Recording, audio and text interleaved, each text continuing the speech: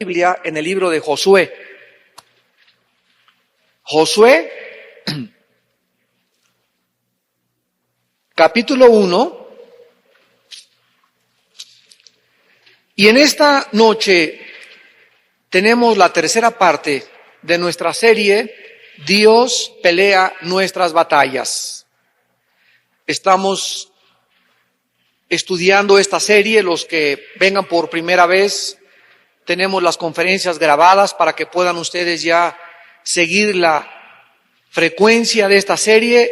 Dios pelea nuestras batallas. Y como tema en esta noche tenemos el poder santificante. El poder santificante.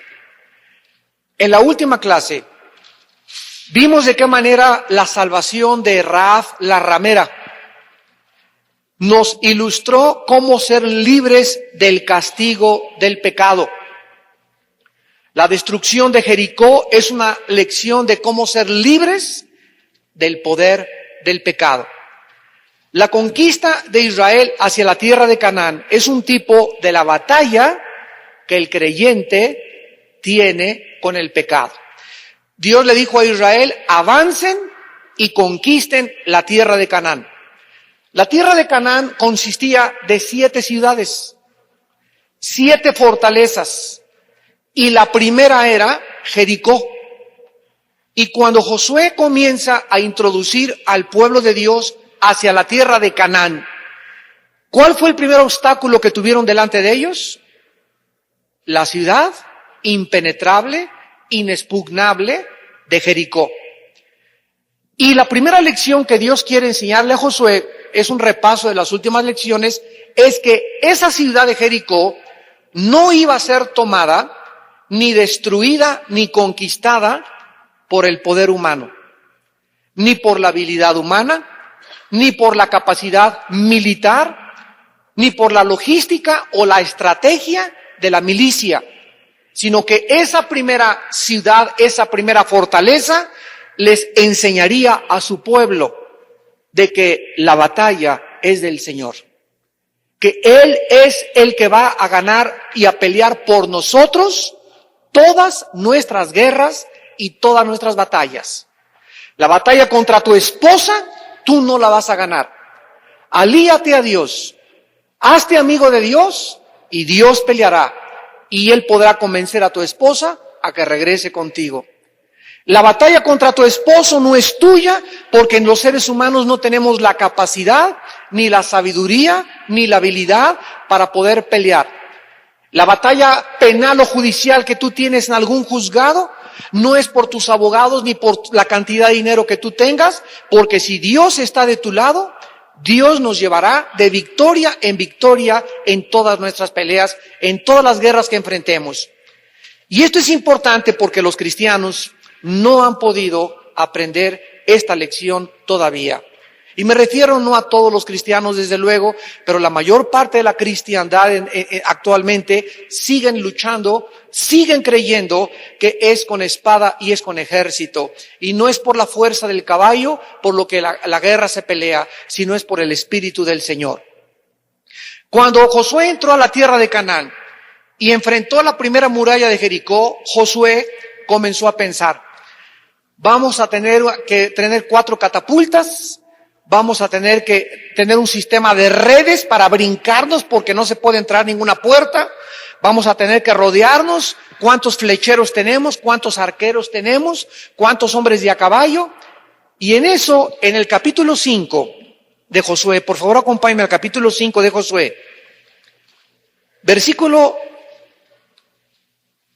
capítulo 5 de Josué, versículo 13 al 15. Antes de que Josué entrara y comenzara a seguir planeando cómo atacar Jericó, tuvo Josué un encuentro con un personaje misterioso.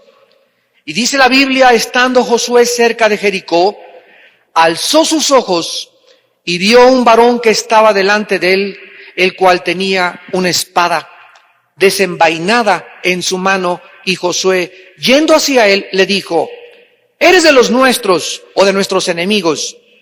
Él respondió: no, mas como príncipe del ejército de Jehová he venido ahora.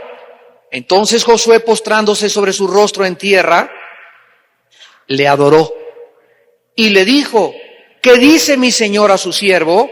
Y el príncipe del ejército de Jehová respondió a Josué: quita el calzado de tus pies, porque el lugar donde estás es santo. Y Josué así lo hizo.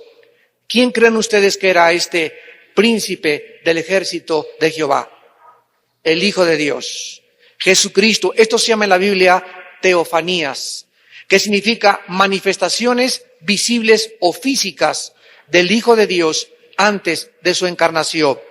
Josué estaba ya cerca de Jericó pensando cómo asaltar Jericó, qué estrategia militar vamos a usar, cuántos soldados, y se aparece este personaje con una espada y Josué le dice, ¿verdad? ¿Eres de los nuestros o estás en contra de los nuestros? Y este personaje le dice a Josué, ¿verdad? Yo no estoy ni con tu ejército, ni tú vas a estar conmigo. Vengo para que yo dirija la batalla. Vengo para que tú te rindas ante mí y para que entiendas que antes de la victoria es la consagración. Antes de que ganes una pelea, antes de que puedas triunfar en tus negocios, antes de que esperes que Dios te bendiga y antes de que creas que Dios puede darte esa victoria, Dios nos pide nuestra consagración. Que nos rindamos a su señorío, que lo reconozcamos como nuestro Señor y como nuestro Salvador y que le digamos, Señor, te adoro y vengo a que tú me digas lo que tengo que hacer. Es imposible en la vida que Dios pueda guiarnos a la victoria si nosotros vivimos en desobediencia. La batalla de Jericó, pues, fue ganada, ¿cómo? Dios, ya lo vimos hace 2 clases, le dio una estrategia a Josué de que rodeara durante 7 días la ciudad de Jericó. El primer día, dale una vuelta con todos tus soldados. El segundo día, dale otra vuelta con todos tus soldados. Y durante 7 días, todos los días se levantaba Josué con su ejército y le daban una vuelta a la ciudad de Jericó. Vimos en las otras clases que los soldados arriba de Jericó han de haber dicho, a estos les calentó el sol. Ya están medio loquitos, porque lo único que hacían era darle vueltas y desfilar alrededor de Jericó. Y esta era precisamente la forma y la estrategia de Dios, porque sus pensamientos no son nuestros pensamientos. Y sus caminos no son nuestros caminos. Isaías 55, 8 y 9. Entonces tenemos que entender que la forma como nosotros creemos que vamos a pelear no es la forma como Dios quiere que peleemos. Por ejemplo, para que podamos avanzar, Dios en Romanos 12 dice, no le pagues a nadie mal por mal. La forma humana es, me pegas, me la pagas chiquito. Y te voy a surtir. Y te voy a hacer esto. Y tratamos siempre de ¿qué? De tomar venganza. Y cuando nosotros somos agredidos y contestamos con agresión, entonces el fuego se hace mucho más grande. Le echamos más leña a la chimenea. Espiritualmente dice la Biblia que no seamos vencidos por el mal, sino que venzamos el mal con el bien. ¿Qué pasa cuando tú no te vengas y la persona te agrede y tú le dices, Padre Santo, te pido por mi enemigo? En ese momento, los espíritus demoníacos de esa persona que son los que te están agrediendo, al ver que pones a Jesús delante de ti y tú dices, yo no me defiendo, Jesús, tú defiéndeme, entonces eso se le convierte o se le revierte a él para el mal. El secreto de ganar es ganar con el bien al mal. ¿Cómo venció Cristo en la cruz? Ahí estaba colgado y sangrando. ¿Y qué le decían sus enemigos? Bájate y sálvate y sálvanos después a nosotros. Si eres el Hijo de Dios y tienes poder, ¿qué haces ahí? El mundo quería que Él se bajara de la cruz, porque el mundo no entendía que esa era la manera de vencerlos. Y Él con esa muerte y con ese sacrificio, con el amor, estaba venciendo a la maldad de los seres humanos. Nos damos cuenta, esa es otra conferencia, ¿verdad? Que el amor es el poder más grande que existe en el universo. ¿Qué cosa es lo opuesto al amor? El odio. Si en tu corazón odio, ya perdiste. Si tú odias a alguien o le tienes rencor a alguien o quieres vengarte de alguien, estás en manos de los poderes de las tinieblas. Porque no son las armas de la luz. Las armas de la luz son el amor, el perdón y erradicar de nuestro corazón la amargura, el rencor y el odio, que es lo que nos autodestruye y lo que nos impide tener la victoria de parte de Dios. Ahora muy bien, en Josué capítulo 1, versículo 3, comienza con una grande promesa de Dios. Veámosla con detenimiento. Josué 1, versículo 3, le dice Dios a Moisés, a Josué, yo os he entregado, como lo había dicho a Moisés, todo lugar que pisare la planta de vuestro pie.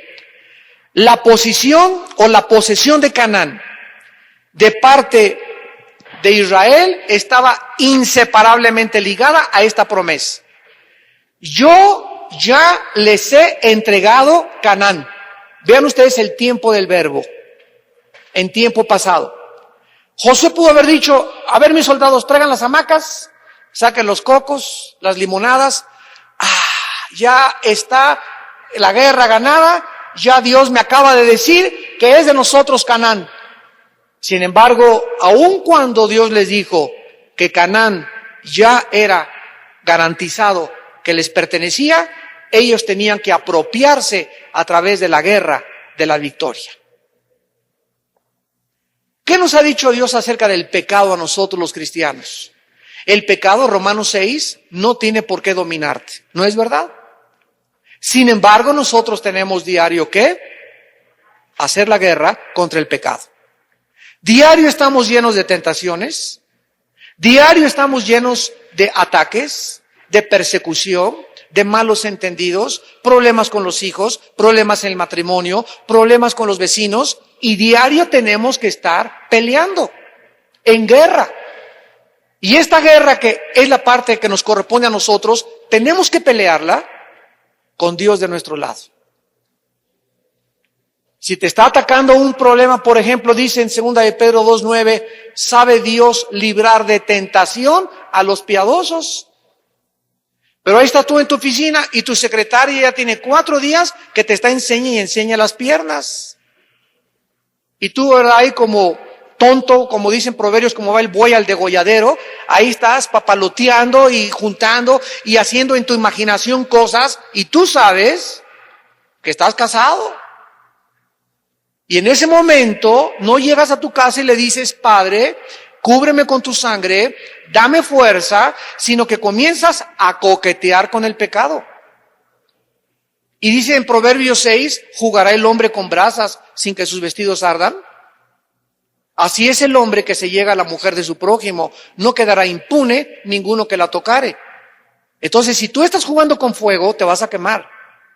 Pero si tú tomas en serio a Dios y le dices, Padre Santo, se está convirtiendo en una obsesión, pero yo estoy casado y esto no puede ser, ni va a resultar, ni quiero ser engañado porque no va a resultar, porque quedo bajo maldición en el momento que cometo adulterio, mentiras que voy a ser feliz y que me voy a ir a Acapulco con ella y que nos vamos a divertir 3 o 4 días, sino que es necesario vivir en santidad. Dios te libra de tentación. Pero necesitamos ser piadosos para tener la victoria de parte de Dios. Así pues nosotros encontramos que Dios le dijo al pueblo de Israel: les doy la seguridad de que la tierra de Canaán ha sido ya entregada en sus vidas. Dios nos ha prometido la victoria sobre el pecado. Vean ustedes en el libro de Romanos capítulo 6, en el Nuevo Testamento, el simbolismo espiritual de la batalla de Jericó en relación con el pecado con el cual tenemos diario que luchar. Al enseñar nuestra unión con Cristo, se nos revela que los que están en Cristo han sido libertados del pecado y el pecado no nos va a gobernar. Dice Romanos 6, versículo 7, porque el que ha muerto ha sido justificado del pecado. Para que Dios te pueda decir: Pancho, declaro en el tribunal cósmico del universo que eres justo delante de mi presencia, tienes, Pancho, que morir antes. El que ha muerto ha sido justificado del pecado. Entonces, para que podamos ser justificados, o sea, declarados por el tribunal cósmico ante Dios, que somos inocentes, aun cuando seamos culpables, teníamos que morir, porque la paga del pecado, esto es un poco profundo, a muchos lo van a entender el año que entra. La paga del pecado es la muerte. Entonces, si nosotros hemos pecado, tenemos que morir, ¿no es cierto? Entonces Cristo viene y muere en la cruz y nos dice que si nosotros creemos que Él muere en nuestro lugar, en ese momento nosotros, dice Romanos, estábamos con Cristo en la cruz. Espérame tantito. ¿Cómo que yo nací en 1956 y cómo puede ser que yo haya muerto hace 2000 años con Cristo? Es una pregunta que todos nos hacemos, ¿no? ¿Cómo es posible que pueda la Biblia decirme que hace 2000 años yo estaba con Cristo en la cruz y que cuando Cristo fue enterrado, yo fui enterrado con Él? Y cuando Cristo resucitó, yo fui resucitado con Él. Sin embargo, esta es la enseñanza de la Biblia, porque la Biblia es el único libro hiperdimensional. Hasta humo te va a salir de las orejas. Nosotros vivimos en 4 dimensiones: altura, profundidad, ancho y el tiempo, que Alberto Einstein descubrió y ya se aceptó científicamente que el tiempo es la 4ª dimensión. Dios es un ser hiperdimensional. Tengo que recurrir a esto para explicar la Biblia. Dios está fuera de nuestras 4 dimensiones. ¿Qué es el tiempo? O sea, la Tierra gira en 24 horas sobre su eje, se traslada alrededor del Sol en 365 días, y a ese movimiento nosotros somos personas que estamos viajando cósmicamente. Estamos sobre un planeta viajando alrededor del Sol, y a esto le llamamos nosotros el tiempo. Pero si un cohete sale de la Tierra disparado hacia el espacio y sale de la gravedad de la Tierra, ahí en el espacio, al llegar a Plutón, aquí en la Tierra pasaron 5 años en que salió Pancho Pantera en su cohete a Plutón. Cuando regrese Pancho Pantera a la Tierra, aquí pasaron 5 años y allá pasaron 25 años. Y la esposa de Pancho Pantera va a tener mucho más años que él cuando regrese a la Tierra, porque en el espacio el tiempo no existe. Esto también lo descubrió Alberto Einstein y se conoce como la teoría de la relatividad.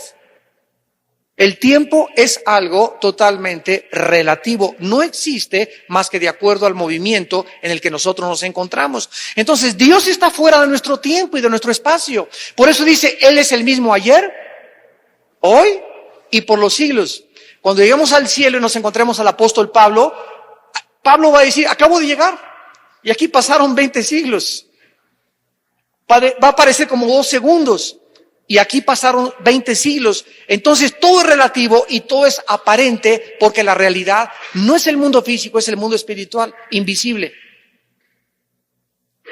Entonces cuando dice la Biblia que yo morí con Cristo, me está diciendo Dios que antes de que yo naciera, Él ya sabía quién era yo.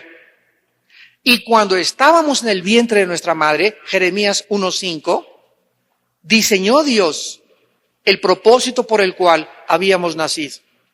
Esto nos funde los fusibles a cualquier ser humano.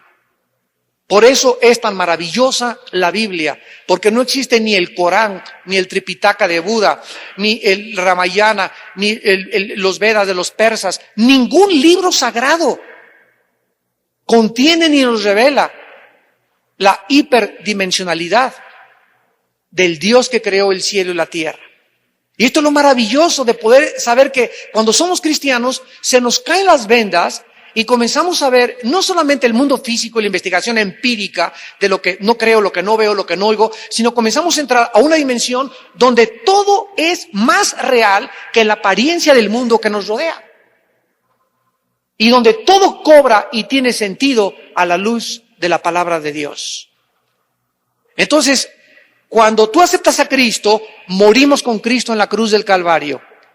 Y somos enterrados con Cristo y somos resucitados con Él. El que está en Cristo, nueva creación. La palabra katisis en el griego es creación. Dios vuelve a crear dentro de nosotros una nueva persona. Es lo que se llama nacer de nuevo. El que no nazca de nuevo no puede entrar al reino de Dios. Entonces, como yo me identifico con la muerte de Cristo, en su muerte, en su sepultura y en su resurrección, ahora Dios me dice, ya no hay ningún cargo contra ti. Ya tu expediente quedó borrado. Les voy a dar un ejemplo. Préstame esta silla.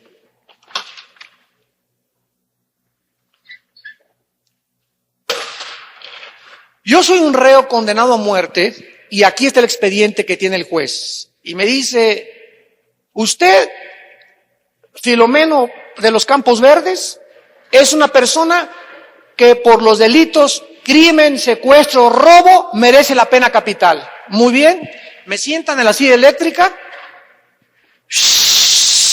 me electrocutan.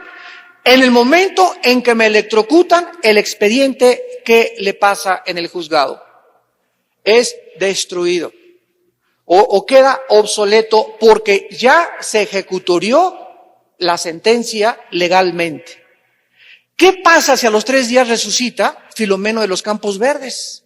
Y se le aparece al juez y le hace ¡bú! Los que son abogados, ¿podrá la ley que ya le condenó volver a juzgarle 2 veces? No, porque ya se ejecutó la sentencia. Cuando estábamos con Cristo, se ejecutó la sentencia. Cuando fue enterrado Cristo, fuimos enterrados, y cuando fue resucitado Cristo, nacimos de nuevo, resucitamos. El expediente que yo tenía antes de recibir a Cristo, ya Dios nunca se acordará de lo que hice. Ha sido sepultado como está el occidente del oriente separado, o el este del oeste, así Dios hizo alejar de nosotros nuestros pecados. Y cuando Cristo estaba en la cruz, a todos los criminales se les ponía un acta que decía secuestrador, asaltante, borracho, parrandero, jugador, pero a Cristo no había nada que le pusieran porque no encontraron nada de qué acusarle y le pusieron rey de los judíos, en griego, en arameo y en hebreo. Y le pusieron Inri, que significa en 3 idiomas, el rey de los judíos. Dice en Colosenses 2 que cuando Cristo murió, el acta de los decretos, que nos era contraria, fue clavada en la cruz. Y como ya morimos con Cristo, ya Dios no tiene nada de qué culparnos.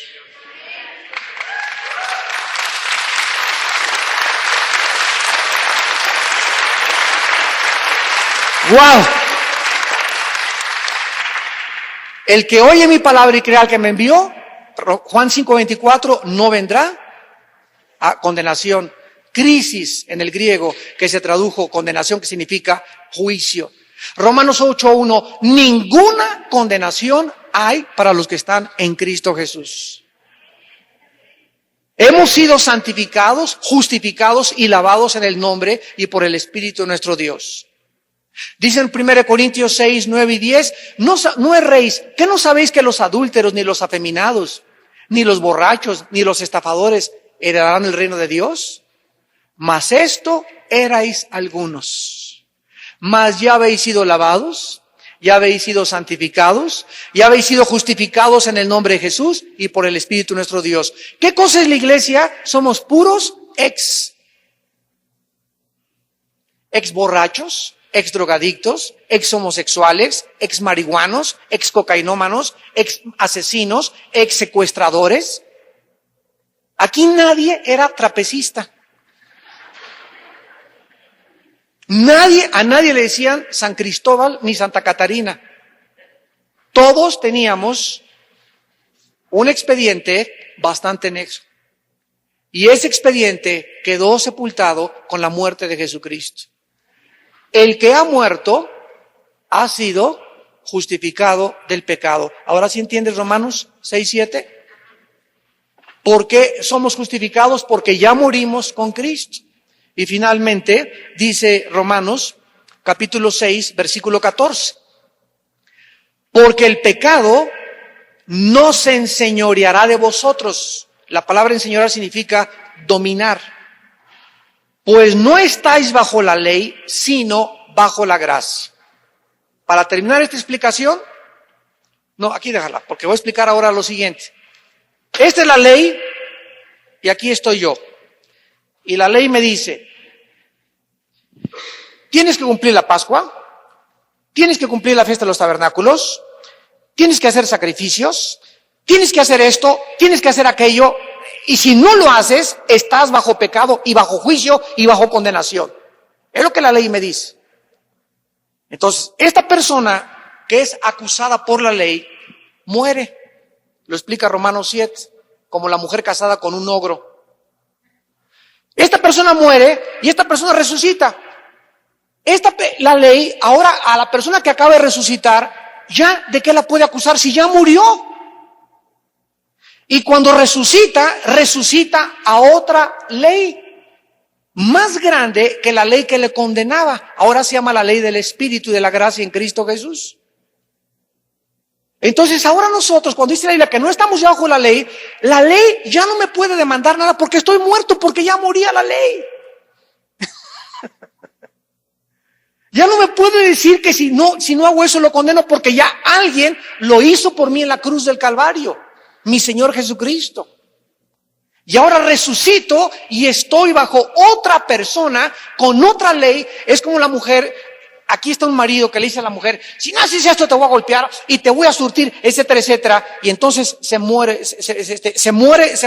el marido y la mujer se casa con otro. El momento en que se muere el marido, ogro, dictador, ella queda bajo otro príncipe valiente. Y nuestro príncipe valiente que nos salvó del ogro de la ley fue el Hijo de Dios. Ahora que estamos nosotros bajo una nueva ley, que es la ley de la gracia en Cristo Jesús, la ley ya no tiene por qué gobernarnos. Tenemos la responsabilidad moral, porque los 10 mandamientos siguen representando la norma de la santidad de Dios. Pero el que diga, como el joven rico, Señor, le dijo el joven rico a Jesús, cumplo toda la ley, te quiero seguir. ¿Y cuál es el primer mandamiento?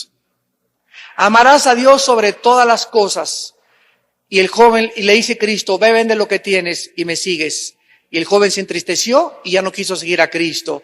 Él dijo, yo no mato, yo no robo, no soy codicioso, no soy avaricioso, pero el primer mandamiento, todo lo hemos fallado porque no hemos amado a Dios con todo nuestro corazón. Y la ley dice en Santiago que si fallas en un punto, te haces culpable de los otros 9 mandamientos.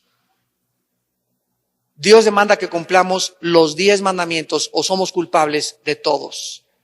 Así que el que quiera vivir cumpliendo la ley está bajo juicio y maldición. Gálatas capítulo 3. Porque nadie por cumplir la ley será justificado delante de Dios. Y finalmente, para terminar, vemos que aun cuando Dios les garantiza la victoria en Jericó, los cananitas y los habitantes de Canaán iban a desafiarlos y a presentarles oposición. Y tenemos la última lección en esta noche. Aun cuando Dios nos dice que el pecado no nos va a gobernar y somos victoriosos sobre el pecado no cederá su territorio en nosotros. Ahí está latente potencialmente entre nosotros el pecado todos los días tratando de oponerse, de ir en contra, de resistir al espíritu que vive entre nosotros. ¿Saben ustedes cuál es el nombre de Satanás? Adversario. ¿Y saben qué significa adversario? El que se opone, el que resiste. Entonces, si tú dices, mañana voy a comenzar en mi casa a leer la Biblia, se levanta el que resiste, el que se opone y va a hacer algo por impedir que tú tomes esa resolución. Y cuando nosotros decimos, levantemos y construyamos, Satanás dice, levantémonos y opongámonos. Vemos que somos más fuertes que él. Hace muchos años yo jugaba fútbol americano. Estaba en la high school en Estados Unidos. Y me acuerdo que un coach me dijo, Armando, nos ponían unas muelles de carro así, y veníamos contra ellas, ¡pum!, y empujarlas, para tratar de empujar y fortalecernos al empujar a los contrincantes. Y una vez el coach nos dijo, pónganles 2 muelles más. Y yo me enojé. Oiga, le dije, ¿cómo que nos ponen 2 muelles más? Está viendo que casi no podemos con esto. Y me dijo, no es verdad. Te pongo más resistencia porque tengo el conocimiento de que sabes empujar más fuerte. Entonces Dios permite la oposición y la resistencia y nos pone muelles para que empujemos más fuerte y desarrollemos más fuerza en la vida cristiana. Así que no yo no puedo, yo ya no tengo ganas, ya estoy desanimado, ya para qué lucho, ya mejor tiro la toalla. Y ese no es el espíritu que Dios nos ha dado, porque no es un espíritu de cobardía, sino de poder, amor y dominio propio. Así que toda oposición que tengas es para que pelees. Porque los valientes arrebatan el reino de los cielos. Tú tienes que saber quién es el que pelea contigo. Y caer de rodillas y pedirle, Padre Santo, muchas veces yo mismo le he dicho, ya no aguanto, ya no puedo. Pero es lo que Dios estaba esperando, que viniera a Él en rodillas. Me dice, Armando, estoy esperando que vengas tú y que reconozcas otra vez que yo pueda en tu vida derrumbar esas Jericós y esas murallas y darte la victoria. Pero hijo mío, no te desanimes. Que no hay absolutamente nada en la vida que pueda desanimarte, ni quitarte las armas, ni hacerte que te bajes del caballo. Necesitamos ser valientes porque tenemos a un príncipe que lucha a nuestro lado y que se nos dice, yo voy delante de ti, no te dejaré ni te desampararé. Mi diestra te sostendrá, no tengas miedo. No tengamos temor, porque el príncipe del ejército del Señor lucha a nuestro lado y Él nos llevará de victoria en victoria, gracias a su nombre y a su muerte en la cruz del Calvario. Oremos. Padre, te damos gracias en esta noche por tu palabra que nos muestra tu sabiduría, tus caminos, porque el justo por la fe vivirá. Aquel que ha muerto con Cristo verdaderamente ha resucitado con Él. Y si hemos resucitado juntamente con Cristo espiritualmente, entonces tenemos que vivir una vida resucitada. Una vida de poder. Una vida donde descubrimos, Padre, que eres real. Que tú realmente resucitaste de los muertos para darnos una nueva vida en la cual caminar. Una nueva senda por la cual vivís. Nuevas fuerzas para luchar y tener poder para vivir en esta vida en la cual aparentemente todo se opone contra nosotros.